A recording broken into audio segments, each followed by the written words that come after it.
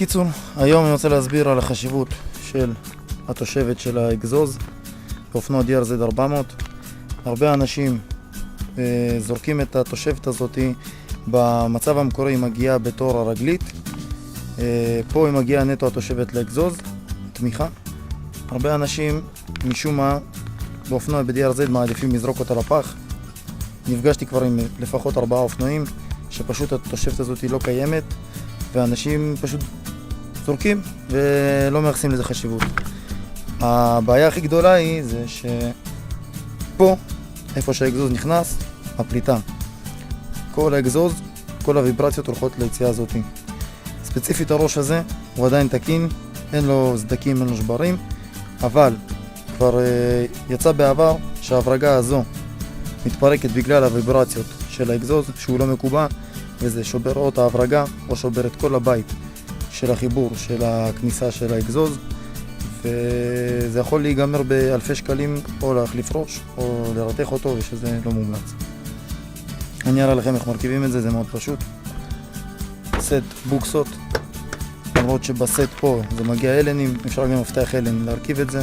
סט מאוד פשוט, 50 שקל קיט כזה עולה באי-ביי. חבל שאנשים לא מקדישים לזה זמן וזורקים את זה ככה לאוויר. אני אראה לכם על האופנוע איך מרכיבים את זה. פירקתי את המגן, המגן ישב כאן, מוחזק עם ברגים פה למעלה ואחד למעלה באיפה שהכיסא. אני רואה שאצלי באגזוז יש סטייה שהולכת קדימה, חצי צנרת זה הצנרת המקורית של DRZ, חצי שני זה של ליאו ויינס, שקל כלשהו לא משנה. בכל מקרה, עכשיו אני רואה שההברגה שאמורה להיות פה בפנים היא לא קיימת, אז מצאתי קום כזה, אני אכניס אותו בפנים, אחבר אותו, יזיז את הצנרת אחורה, נאטום אותה פה עם חומר אטימה וצנרות שקניתי, ונרכיב הכל ואני אראה לכם איך זה המונטיות בסוף.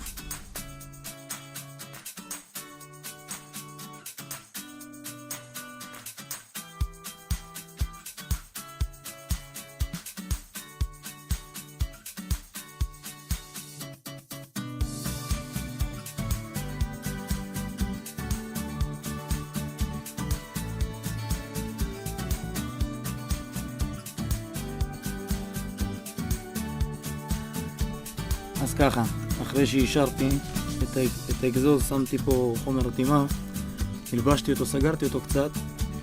אני סוגר את הפרגים האלה, וזהו ברמת העיקרון. שמתי מאחור את האום, אני אנסה להראות לכם את זה.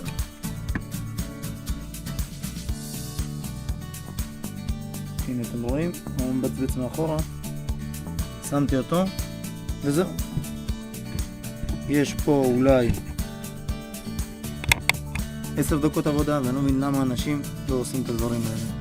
את כל הכישורים של החלקים, חומר אטימה, התושבת הזאת, קישור למוכר, הכל אני משאיר למטה בדיסקריפשן.